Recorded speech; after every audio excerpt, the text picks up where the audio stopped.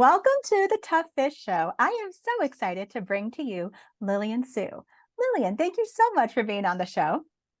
Thanks for having me, Jen. I appreciate it. I am so glad you are here. And we're going to talk about something a little different than the craft today. And really, it's about public relations. And when authors probably hear that term, they probably go, oh no, I have to do what? Because so many times when you start out as a writer, you're thinking about the craft and honing those skills. But once you start really thinking about how to share your message, share your book, you have to acquire other hats. And one of those is a PR hat or working with someone who is in PR. So, given that that is your skill set and expertise, what are your thoughts on that? Do you agree? Like, help me with that thought process. Well, Jen, I can tell you that I've worked with and also spoken to a lot of authors over the years who say, I just want to have my book do the talking for me. Why do people have to learn more about me? Why does it have to be about me? I'd rather have the focus be on the book. And I want things to feel organic. I want them to feel natural. I just want people to support the book and not have to put myself out there. And I say to them, well, here's the issue that we're facing in the marketplace. Whether you self publish, whether you traditionally publish, whether you do hybrid publishing, vast majority of the time, you yourself are responsible for your marketing and your PR. And a lot of the reason why you feel like PR is so overwhelming compared to social media, compared to email, is because you feel like you are being forced out of your comfort zone to talk to a bunch of strangers. So I say to authors, I say, okay, you started the social media journey or the email marketing journey because there's a low barrier to entry, and you believed on some level that you could find a community online, right? You've got all these great fellow authors, you've got other editors, you've got book designers that are all supporting each other. They understand the journey. That's why you feel comfortable. Instead of looking at PR as this all encompassing huge strategy that you need an audience in the hundreds of thousands and also a budget, 20, 30, $40,000 worth to make it successful. I said, look at PR as an extension of you building your community. Because really what you're doing is you are already living part of the two cornerstones. Because in PR, I always say it's about storytelling and it's about relationship building. And Yes. as writers, you're already doing the storytelling. That's what you do on a daily basis. Every time you're writing a short story, you're doing poetry, you're writing your next book, that is what you're doing on a daily basis. So you know how to do that already.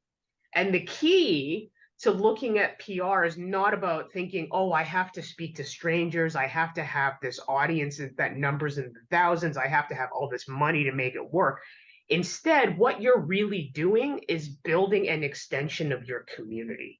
It's why I say to authors, you look at the podcasts that you love listening to. You look at podcasts just like the one that you do yourself, Jen.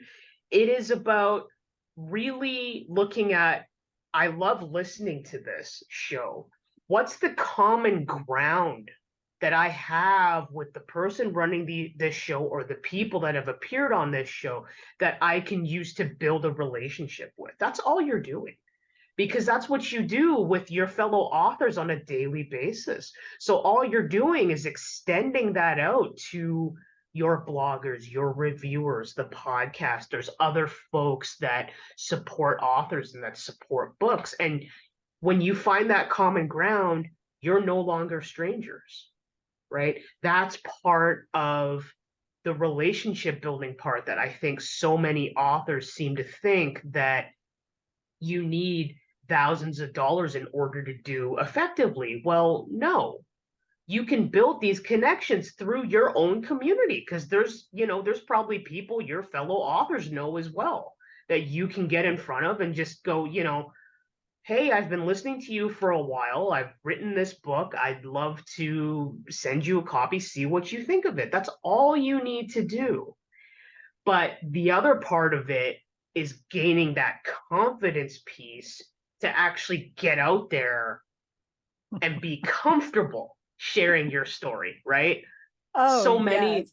so many of them go, I cannot for the life of me get on camera and talk about my I can't do it. I can't do it. Like I can write some stuff on social media, that's fine, but the moment you put me on camera, like I freeze up, I have all this anxiety and everything.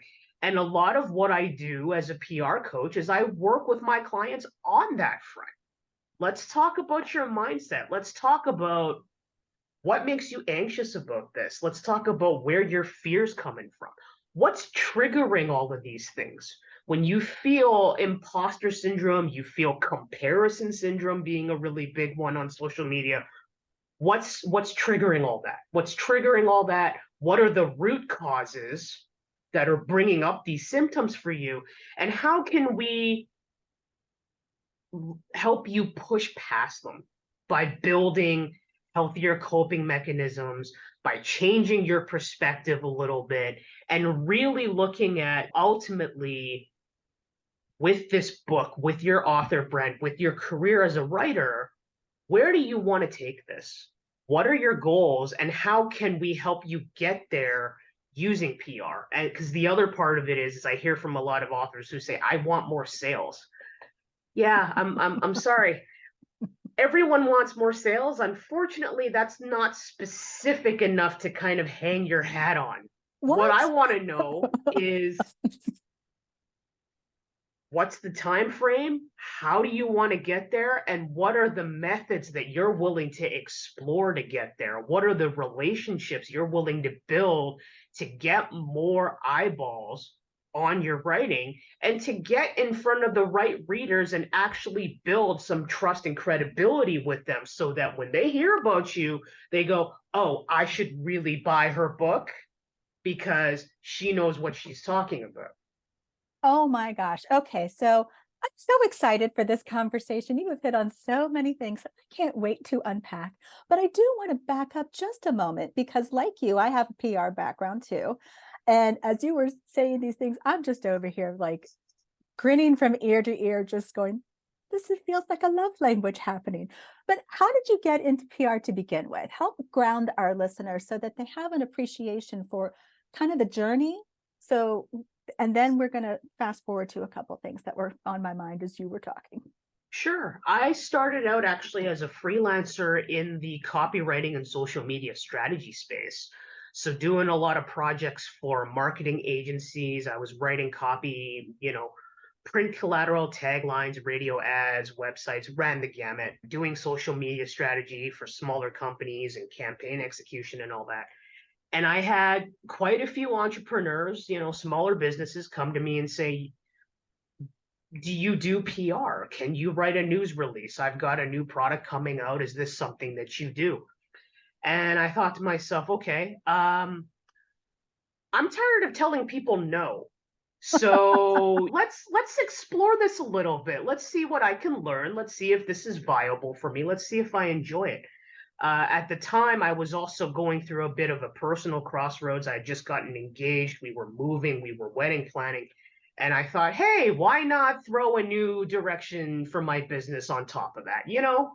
Makes it a little bit more fun. So, like I said, I need to go where the action is and actually see if there are agencies out there willing to take me on. I can kind of get a bit of that experience. I started subcontracting for a few PR agencies in town, cut my teeth doing PR for, at the time, it was fashion and beauty, sports and fitness, a lot of indie film and television, which I absolutely fell in love with and transitioned into doing on my own. And then it came to me that, hey, there's a lot of authors out there that I've been kind of seeing floating around in my orbit, in my extended network on social media, who could really use the help, I think, who could really build that understanding. Because what I kept seeing a lot of, and I still see quite a bit of, is a lot of them struggling to really maximize their time and energy and penetration with their target audiences because they're having trouble reaching the right people because all of their social media content is subject to whatever the platform wants to do.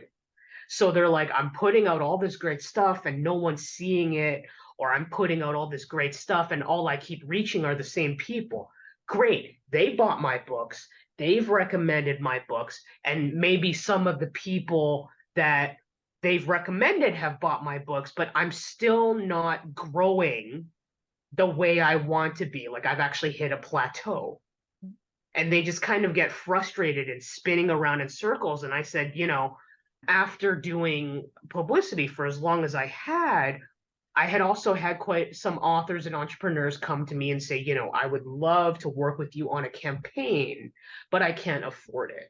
So I thought there has to be some way that I can still work with these fantastic people and help amplify their projects and tell their stories on a global level and still impart all of the education and knowledge that I have in ways that can actually empower them to learn how to do it on their own. Because, Jen, a lot of what I was seeing in all of my years doing agency work on the PR side and everything was two things. Either clients would come to you with a lot of limiting beliefs, like a lot of fear and anxiety surrounding where their budgets were going, how they could control campaign results and everything, knowing that there weren't guarantees.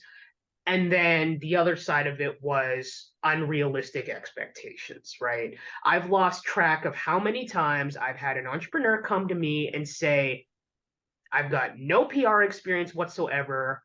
I want on the Tonight Show. Can you do that for me? And I'd have to say to them, hey, that's a great goal. Mm-hmm.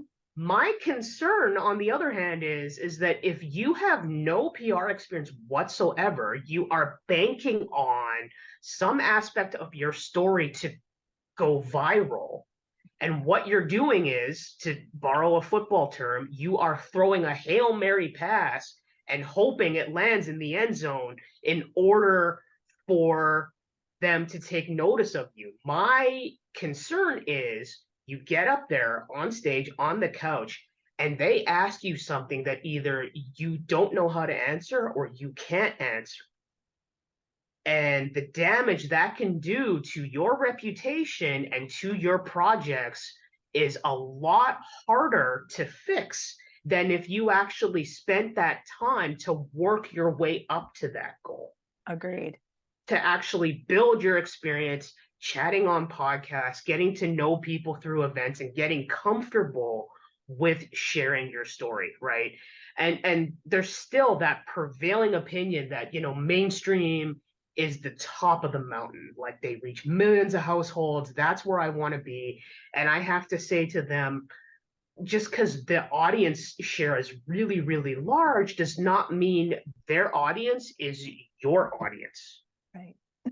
And what you want is to find out where your people are spending their time so you can build that trust, that credibility, and allow them to get to know you through these platforms, these media outlets, these presenters, these podcasters that they already trust. Like you are basically, what authors don't realize is that PR is the most cost-effective way to build a conduit to your ideal target readers. It's the most effective way to build a shortcut to actually reaching more of these readers that would not find you otherwise, because your social media reach and that of your audience's social media reach can only get you so far when the people helping to spread your message, share your story, are not people that have their own platforms, who don't have their own reputations that they've spent months, if not years, cultivating. Being featured in the media still carries weight because you're telling people, hey, it's not just me tooting my own horn. There's these other folks who have years of experience in the industry and supporting this industry who support me as well. That is, I love how you said that, because you've nicely transitioned to what I was thinking what was coming up for me, which was really about the relationship part. And to your point earlier, where you said, there's the storytelling and then there's the relationship building. What I perceive of that, at least what I've observed, is that the writers might feel like I can build a rapport with other writers, or to your point, other people in my industry, because we get it. There's Mhm. that's that appreciation of, I understand what it's like to work through that, or I understand what it's like to process edits or sift through cover designs and determine which way to go, or what have you. But the other part, and yes, writers are readers. So many people in the publishing space, some kind of space like this, they are readers. So they're going to be interested in your material. And there's other readers too. So what I hear you really alluding to is building relationships within your community, as well as building your relationships with your readers, because you're clear about your audience, the audience of, I want to relate to my peers in my industry, and I want to relate to my readers who may not be in my industry, but who might really resonate with my material. Do you agree with that? What are your thoughts? Yeah, I definitely think that that's the healthiest and most effective way to really approach PR as terms of building that relationship. Because for a lot of authors who don't have experience in the PR space and who might be searching for connections, going to your own community and fellow authors should be your first stop, because a lot of them may have met bloggers and reviewers at conferences. They may have met podcasters at book festivals. So they have their own connections that you then know are vetted, right? Mm-hmm. This Mm-hmm. isn't a stranger. This is an individual or a platform that has been vetted by someone in my community. Therefore, I know that they're trustworthy. And the more that you reach out to these folks, the more comfortable you can get to speak about your story. They tend to do a lot of networking within the community because, as you say, they get it. Mm-hmm. And because they get it, I feel like there is a slightly lower resistance to the fear of being judged on their journeys, Yes, being judged agreed. on what their struggles are, writer's block, maybe mistakes that they've made during the publishing journey, all of this kind of thing. And there's more fear in speaking about it on a podcast, even one that, say, reviews books and interviews authors, because it's like, well, have you been there? Because if the podcast host hasn't been there, then there's more trepidation surrounding sharing that part of it. But what I always tell my author clients is simply that, look, you have this fear that when you share your story publicly, you're going to lose control of that narrative. You're going to lose control of how it's being interpreted and how people respond to it. To combat that, I say to them, you control that narrative. And what I mean by that is, when you are in an interview setting like we are right now, you decide how you want to answer certain questions Mm-hmm. or whether you answer them at all. At the end of the day, what people want to know really is who's the person behind the book. And they want to know that because they want to trust you. The Yes. readers, the podcasters, the media want to build connections with you as well. And they want to learn more about what inspired the journey of the book, because it really informs the impact authors want to make with their books too. Like I always say that when you are looking to share more about your projects, it's not just about the genre. Go deeper. Go Yes. deeper, because there's a lot of people that write in your genre. So go deeper and think about the themes that you've put in.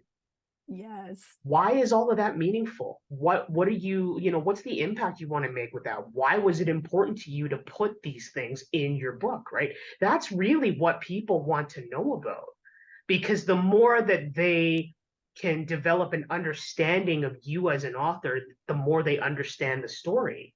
And the deeper that the story resonates with them, the more likely they might be to buy your books as gifts, attend your book signings, actually buy a ticket to go meet you at a book festival, which, has happened over and over again with the authors in my network. And so it really comes down to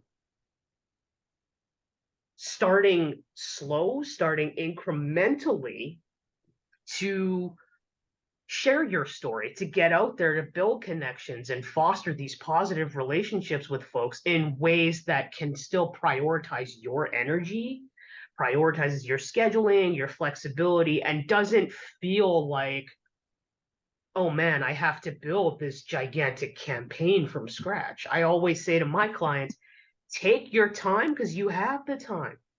Take Yes. it one step at a time. If you only have an hour a week this week, take that hour. You don't have to spend 20, 30 extra hours chained to your computer on a weekly basis to really make this work for you.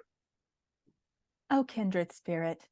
I am just over here feeling just like head nodding, just resonating so much with what you're saying because it's similar messaging that I've said on the show, even in, but as well as with my own clients. So take those baby steps. Yes, you might want to do an online conference, or you might want to do a stage show, a stage presentation at a trade expo, or even a school presentation in person. Okay, well, practice in other spaces, practice to get comfortable talking, getting comfortable uh, sharing your message, how you want to share your message. And to your point, that relatability to really get to know that person. Because the other part is, once you don't know where the ripple effect will be for what that relationship did. So, for instance, if somebody has come to a book signing with you, or they're on your website, or they're on your newsletter, and they really resonate with your message, or they've met you and they're like, wow, I really connect with you. And then you are doing something. Maybe you're doing an in-person event, or you're doing a special promotion for your books, or what have you, and they see it, they may share it with their network and say, hey, this person's really awesome. I got a chance to meet them, or I'm on their community list. And what you see is what you get, or you have to read this person's book. You have to get to know them. They're pretty awesome. That's such a sweet compliment to receive. That's such high praise. And so, what I'm curious is, you've mentioned like overcoming fears or dealing with fears, things that might be triggering you to want to expand that relationship, want to be vulnerable.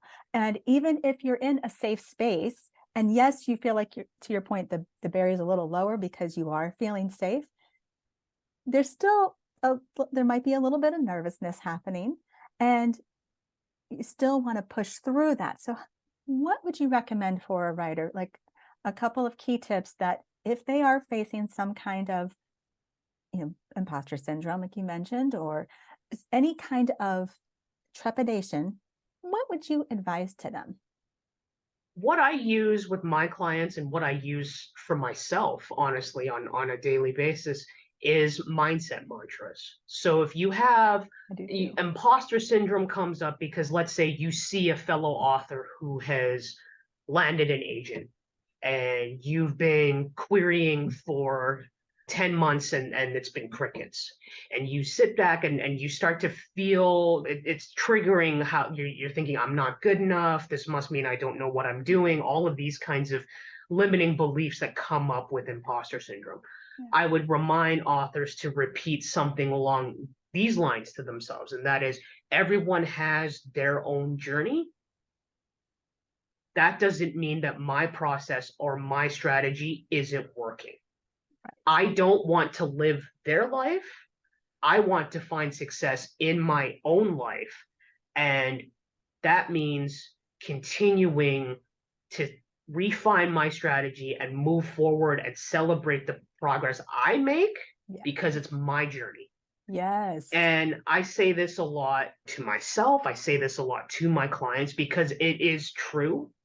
Mm. So much of, as creatives, and I include myself on this because I'm currently working on a couple books, both nonfiction and fiction, which we can get to, is that we tend to internalize so much of this framework of where we think we should be. It's always about where we think we should be and that we want results yesterday, right? And a lot of that comes from, unfortunately, industry standards is one.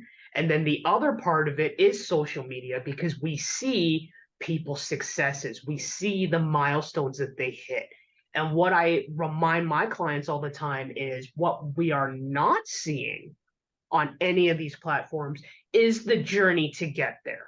We don't see the struggles that people have, right? Anybody who lands a major interview or who has booked their first keynote address at a conference, let's say, we don't see how many rejections they've had. Yeah. We don't see the numbers of media outlets that maybe they've pitched over the years. They could have pitched hundreds before landing that one opportunity. You simply don't know.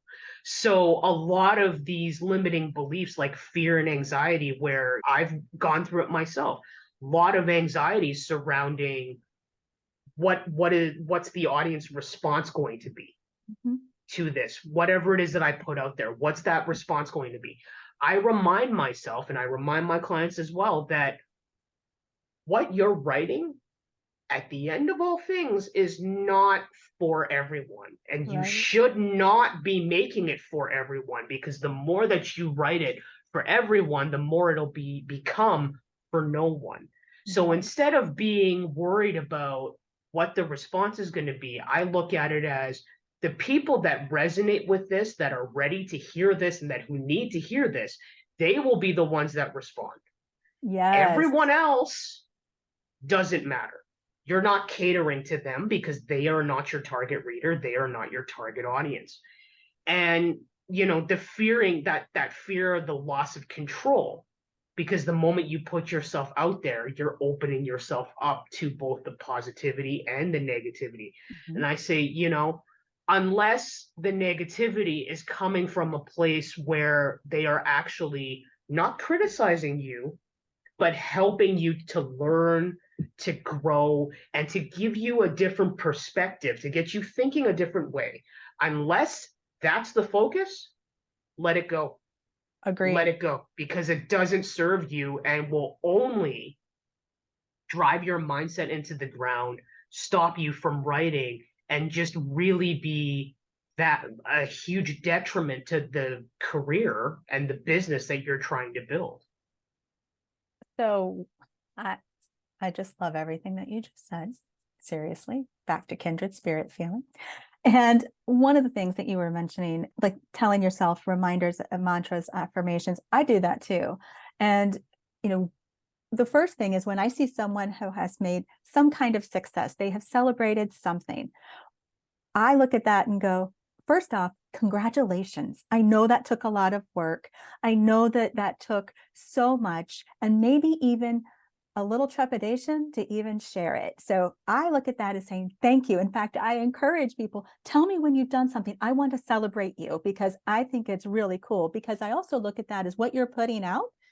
Trust that that goodness will come back to you. It might not come back the same way, but it will. And the other thing that I think about is there's more out there too. That means that there's just because that you see other people receiving successes or achieving goals that you want to achieve and haven't yet, it's still possible for you too. So to keep looking at it like mine's coming, it's coming the way it's right for me. And to your point, I have to share this. When my co-author and I decided to pitch our leadership book, and we got so many rejections. The first one I got, honestly, I was really upset. I was hurt.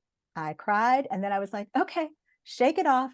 And we did it again. I was like, okay, a few more tears have showed up, wipe them off, get it together, gave myself space for what I needed and moved on. And then when we got a third one, I was like, I've got a solution now. So I found a little snippet of Another One Bites the Dust by Queen. And I would Mhm. play that for myself. And then I would send it to my co-author. And he was like, am I going to get these little blips every time we see one? I'm like, yep. And sometimes I'd sing it to him too. So, but I mean, it was a way to put some humor to deflect it in a sense, but to also recognize, thank you for letting me know. I can fall forward quickly, and because I now have new information. So thank you. It's okay that it wasn't right for you. And it got to a point that I was okay with getting them because that meant I was moving closer to where I was supposed to be. And that really helped. So even just adding something like another one bites the dust, it doesn't mean it still didn't sting at times, but it didn't sting in the same way like it did the first couple of times that it did. So I really love that you shared that, because putting the positivity back into it for yourself that honors you and understands where you are, but figures out how you can grow through that, I think is absolutely beautiful. And you did mention a couple things I would love for you to touch on. I think I heard you say you're writing both fiction and nonfiction. Oh, I love learning those things. So please, I want to know what's happening there. Share. Well, on the nonfiction side, it's my first PR book. And this book, which I've titled The Powerful Publicity Prescription, because I was going for alliteration and that, and Love trying to it. make it a little bit of a earworm to stick in people's heads. This book covers everything from the history of PR all the way to, okay, now you've had an interview or a piece of media coverage go live. How are we going to maximize the impact of that to keep your projects top of mind?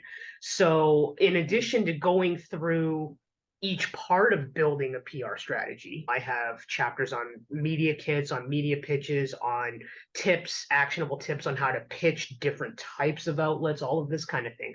I also talk a lot about mindset and how to deal with the big three of fear, anxiety, imposter syndrome, but also things like frustration, also things like impatience, how things like self-sabotage come Mhm. about when you are, let's say, in the middle of a campaign and it's not going as quickly as you wanted to, and then what do you do when you have that desire to stop?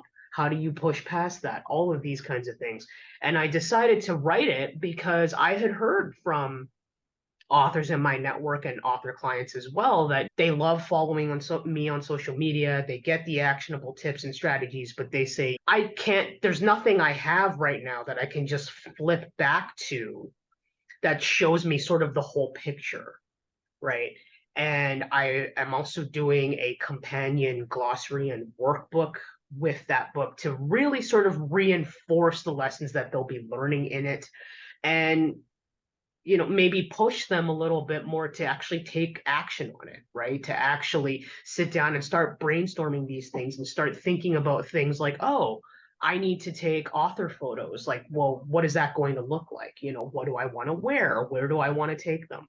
Or things like, if I'm actually sharing my first media pitch and it's 300 words or less, how am I going to cut down what it is that I maybe have been brainstorming? All of these things. So that's really there as a resource for them. It's there to give them some real world examples and case studies from my own clients in terms of how do you put together an email subject line, what goes into a media kit if you're an author, all of these kinds of things. So that's the nonfiction project. On the fiction side, completely other end of the spectrum, I'm actually working on my first adult contemporary romance that's in revisions right now. Love it. So I'm working on revisions. I'm really enjoying it. It's just been churning for me, and I've got a couple more romance books that are sort of churning around in my head as well. A crime thriller idea that I've been noodling on for a while because I've been a true crime fan and most of my life. So it's really sort of inspired things there. And I really am enjoying the process. And as much as my clients learn from me, I love learning from them when it comes to the writing side of things, when it comes to the publishing side of things, and just really uh, embracing the joy of the process. I think is where I'm at right now, because I recognize that the people that need it, the people that will resonate with it, whether it's my PR book, whether it's the fiction side of things, they will be the ones that will pick it up, and those are the people that I want to form the relationships with, right? So not in addition to advising my clients on that part of their journey, I'm also living it myself. I love that so much. Lillian, this has been awesome. Where can people connect with you? Where can they become part of your world? They can sign up for my newsletter on my website at inretrospectwritingservices.com. And there they can sign up for updates on the PR book and everything else. They can also follow me on Instagram at Lilian Sue, copywriter PR, all one word. And I'm there, 5 days a week, sharing actionable tips and tricks and strategies and all of that kind of thing. And they can always send me a message to ask any questions that they have. I'm always happy to help and just talk about what's going on, how can I help, and what are you working on? Because I love hearing about just who's working on what books and keeping an eye on which ones are releasing when so I can help promote it. That is awesome. Lillian, thank you so much for coming on the show. This has been fantastic. Thanks for having me, Jen. I really appreciate it.